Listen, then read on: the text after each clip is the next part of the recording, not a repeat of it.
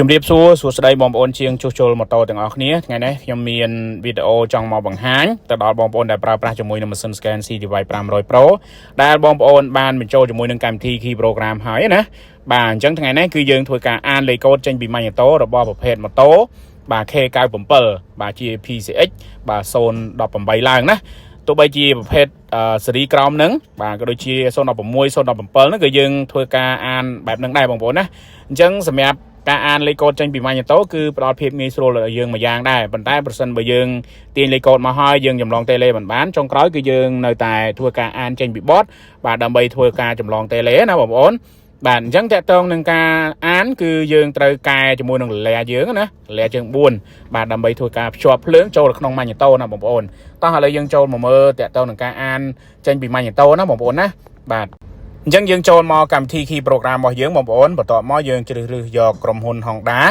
បាទសម្រាប់ការអានទៅលើម៉ាញ៉ូតូគឺយកលេខរៀងទី5ណាបាទអញ្ចឹងមកដល់កន្លែងនេះខ្ញុំចង់បញ្ជាក់ទៅដល់បងប្អូនទាំងអស់គ្នាថាយើងត្រូវតែស្គាល់ប្រភេទម៉ាញ៉ូតូមាន Key Hint ហើយនិង Syningen អញ្ចឹងបើសិនតែបងប្អូនទាញលេខកូដប្រភេទ K97 គឺជាប្រភេទក្រុមហ៊ុនរបស់ Syningen បាទយើងចូល Syningen មកហើយយើងចូលយកបាទ AN ID ECM MMO ID ណាបាទហើយយើងចុចអូខេបន្តមកបងប្អូនបាទអញ្ចឹងមកដល់កន្លែងនេះគឺយើងធ្វើការបាទប៉ងជាមួយនឹងលាបាទណាអាលាដែលយើងកែជើងហើយណាបងប្អូនបាទដើម្បីឲ្យមានភ្លើងចូលក្នុងម៉ាញ់តូបាទបន្ទាប់មកគឺយើងធ្វើការអាន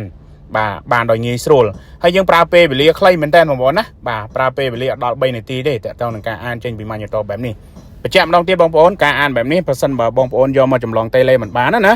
បាទខ្ញុំអត់ចាំបាច់បកស្រាយវែងឆ្ងាយទេគឺឲ្យបងប្អូនបាទអានចេញពីបតណាអានចេញពីបតទៅចម្លងបានព្រោះមានករណីដែលយើងអាចចម្លងបានហើយនឹងករណីដែលយើងមិនចម្លងមិនបានណាបងប្អូន